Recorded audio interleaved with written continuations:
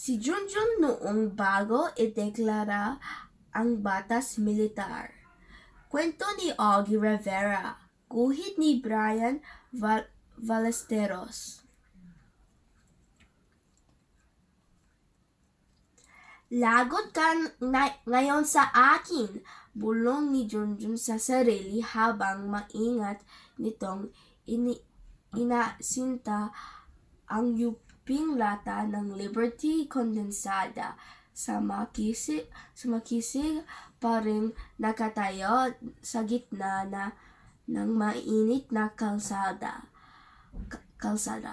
Sa kabilang banda, balisa ang mga mata ni Danny, ang pawisang taya.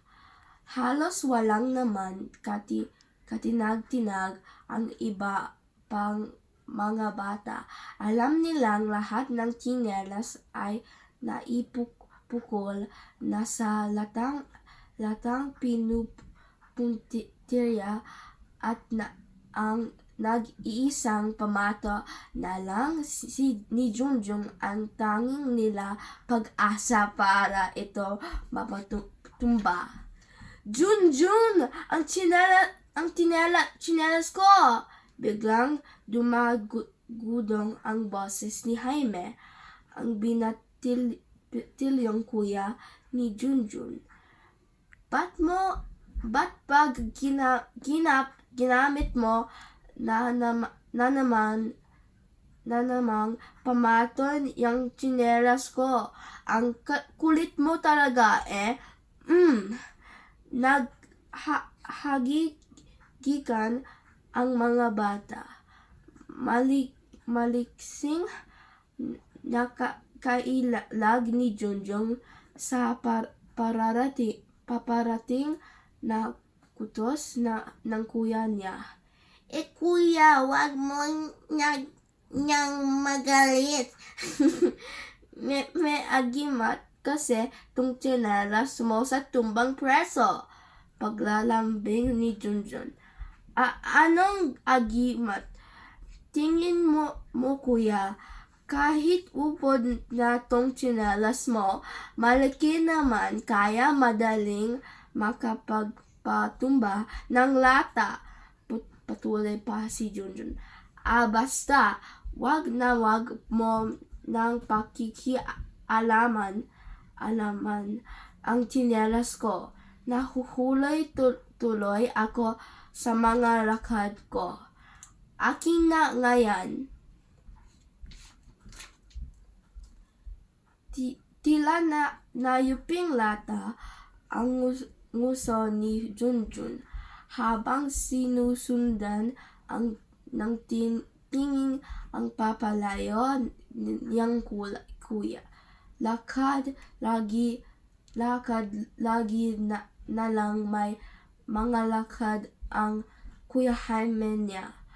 At ang mas nakakaasar, lagi na lang siyang hindi kasama. Bakit kaya ganoon na si Kuya? Naisip niya, laging bungutin.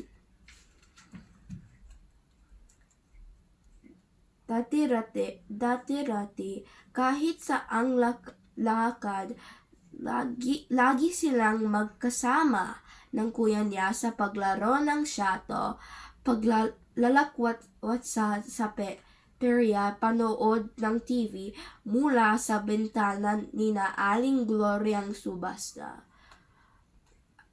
At maging sa pamumulot ng malalaking tipak ng tira-tira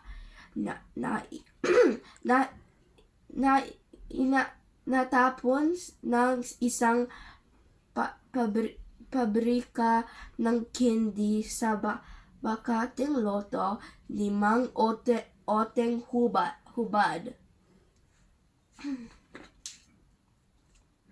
Pero mula nang mamasukan sa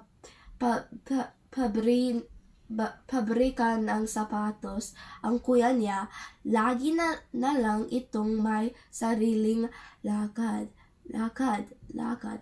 bihira na rin silang magkita. Kung mag-abot man sila sa bahay, lagi na lang itong pagod at tila wala ng lakas na paglaro sa kanya. Ganoon talaga, anak. Naghahanap buhay na kasi ang kuya mo. Paliwanag ng nanay niya.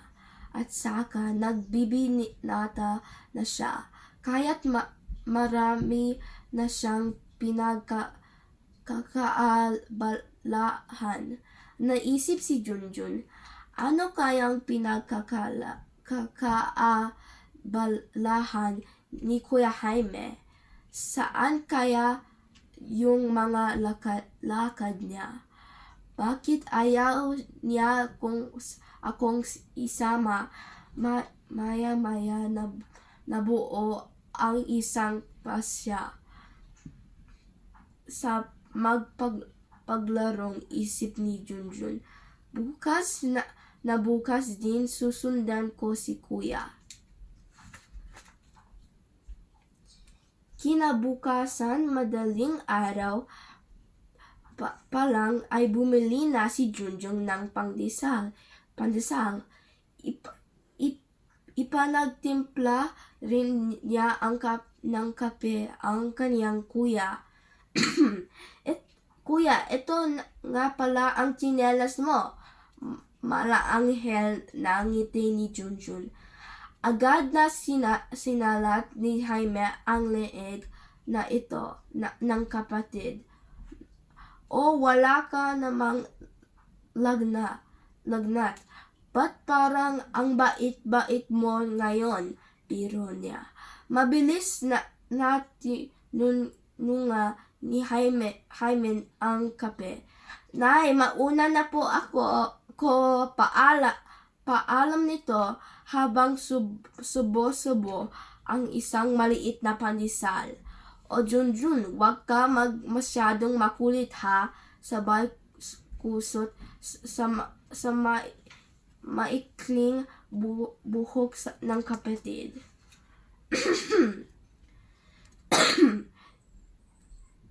Nagbilang muna ng isa hanggang 10 si Junjun bago siya lumabas ng bahay. Pagkatapos noon, tila kuting siyang bumutot sa kaniyang kuya sa mga pasikot-sikot ng kalye at eskinita. Di nagtagal nakarating sila sa pabrikang pinapasukan ng kuya niya. Mawelga pala ito.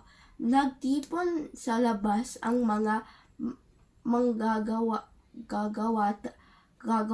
Nagtayo ng mga mumunting tulda at nagpapaskil ng iba't ibang mga palcard at karatula sa mga tarangkahan. Kitang-kita niya ang kaniyang Kuya Jaime. Nakipag-usap-usap at tila nakipagbiruan pa sa mga kasamahan niya mas matanda sa kanya. Sila na pala ang mga gustong kasama ni Kuya ngayon, naisip ni Junjun. Maya-maya natanaw niyang papaalis na ang kuya niya at ilang mga kasama. Lahat sila ay mga daladalang mga pulang bandera. Saan ka naman kaya ngayon ang lakad nila?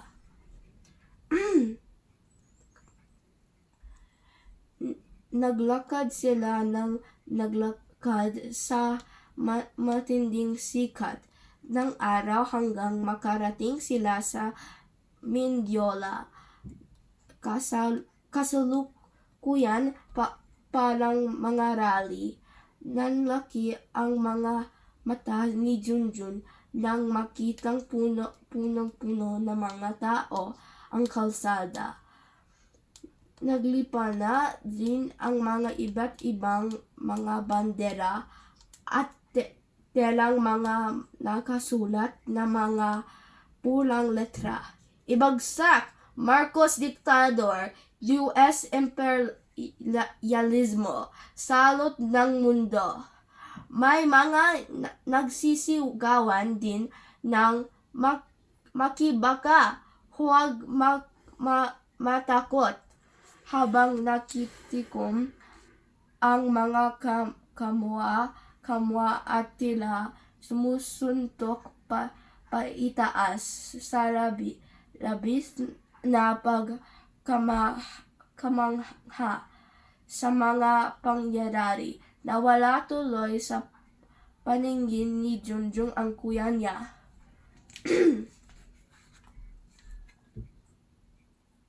Nagpalinga-linga si Junjun panay hindi niya kilala ang mga pawisang mukha sa paligid.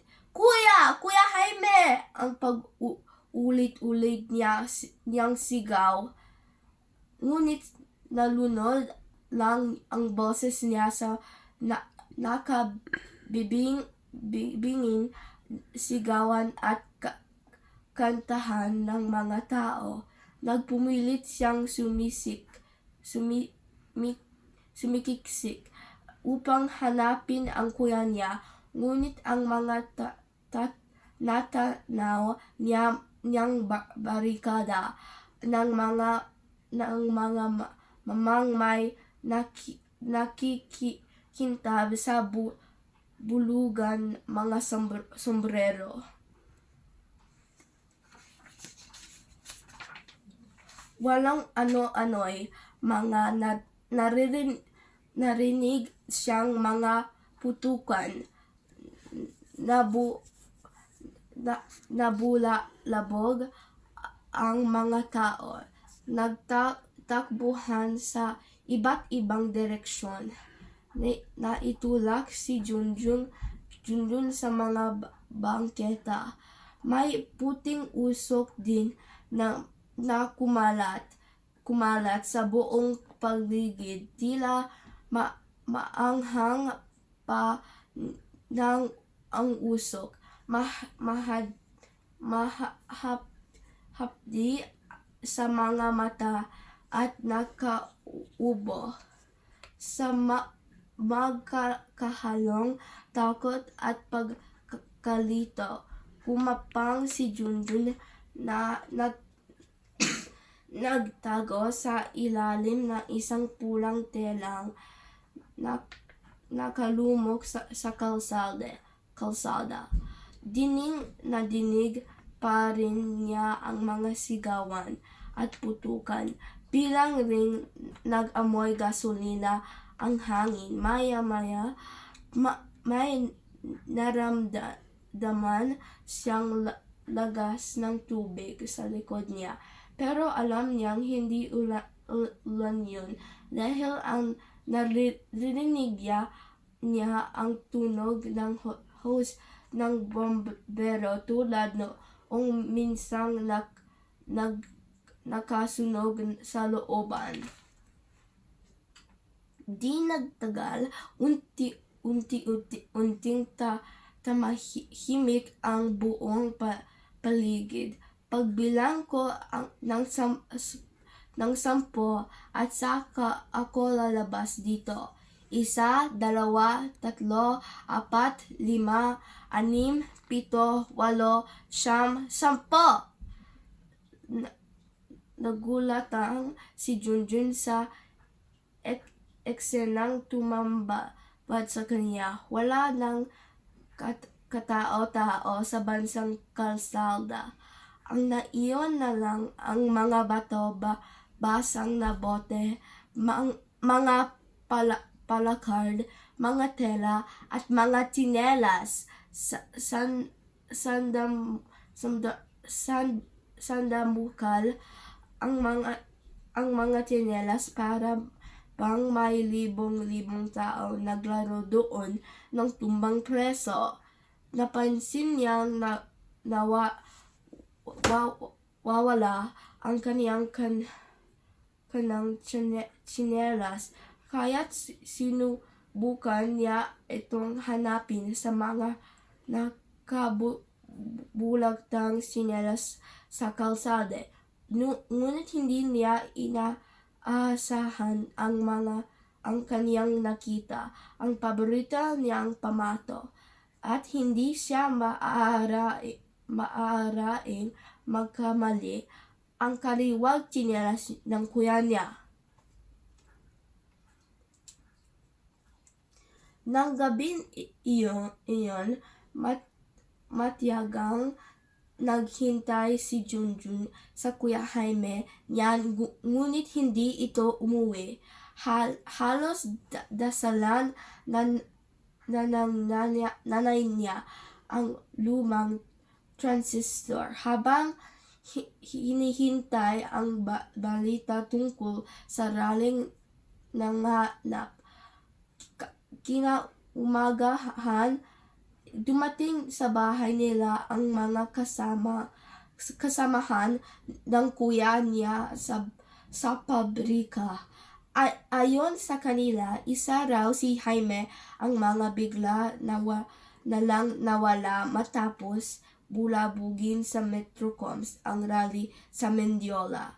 Wala raw silang balita kung saan na ito napadpad. Maaaring nakulong, maaaring nagtago, wala nakaalam na paghagulhol na lang ang nanay ni Junjun habang maghigpit ang yakap sa bunsong anak.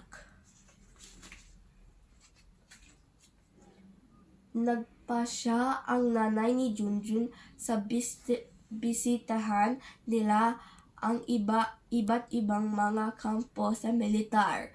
Doon ipinatanong nila kung napasama ba sa mga nakulong ang kaniyang Kuya Jaime, ngunit wala silang nakuhang kasugutan.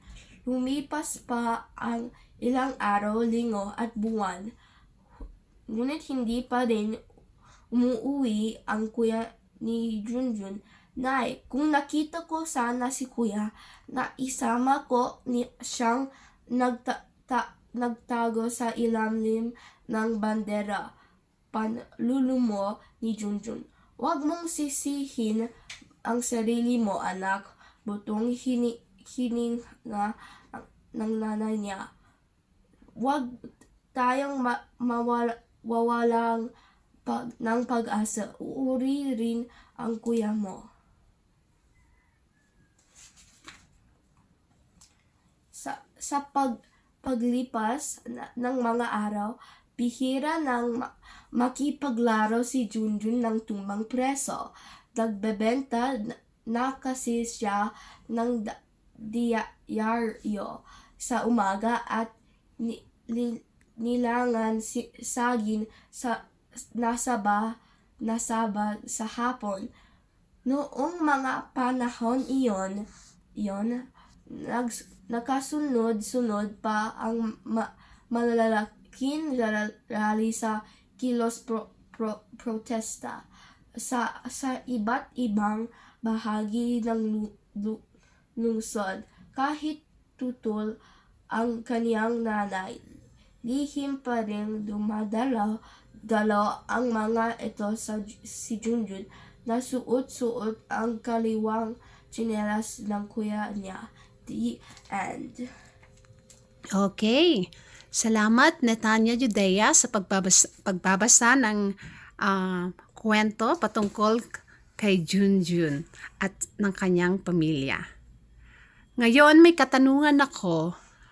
Mga unang katanungan, ano ang pangalan ng kuya ni Junjun? Si Kuya Jaime po. Okay, that's right. Sino naman po ang kapatid ni Kuya Jaime? Si Junjun po. Okay? Ngayon, si Junjun ay naglalaro at ng kanyang kaibigan. Tama po ba? Yes po. Okay, ano ang nilalaro nila ng kanyang mga kaibigan? Tumbang preso po. Okay, yes, that's correct. Ano, sa iyong salita, ano ang ibig sabihin ng tumbang preso? Tumbang preso ang larong Pilipino na gagamit ng tsinelas Yes? kapag tumba ng lata. Ang lata. Yeah, ginagamit ang tsinelas sa pagtumba ng lata. Okay. Isang araw nagtataka si Junjun ayon sa kwento. Ano ang ginawa ni Junjun? Sinusundan niya yung kuya niya Yes, sinundan niya ang kuya niya sa kanyang trabaho. Saan nagtatrabaho ang kanyang kuya? sa shoe factory po. Okay, sa isang pabrika. At ano ang nakita ni Junjun? Nagrally po sila. Nagrally sila. Nabanggit sa kwento ang lugar na pinuntahan nila. Maalala mo ba? Mendiola po. Yes, tama. Sa Mendiola. At ano ang nangyari sa Mendiola? Nagwala po si Kuya Jaime at kasi nagrally sila doon. Mhm. At may Metrocom. Metrocom, okay? May mga tao galing sa gobyerno. At ano ang nangyari pagkatapos noon? Wala na, nag-disappear po si Kuya Jaime. Nag-disappear o nawala si Kuya Jaime at ang kanyang mga... At kanyang mga kasama. Yes. Ano ang nangyari naman kay Junjun?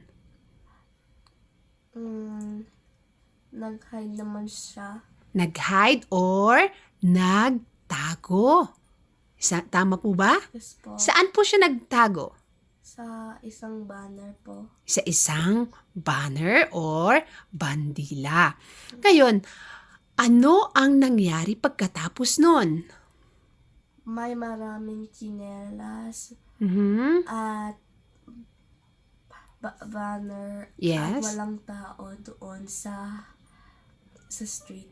Yes, wala na pong tao sa kalsada at ang mga gamit lamang ang nakita ni Junjun. Ano ngayon ang ginawa ni Junjun pagkatapos ng pangyayari?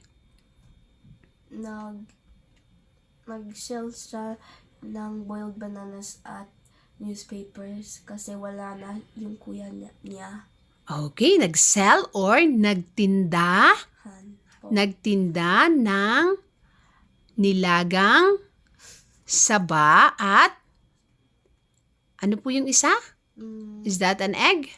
Hindi po, newspaper po. Newspaper. Very good. Ngayon, si Junjun ba ay umaasa na babalik pa ang kanyang kuya? Ayon sa kwento?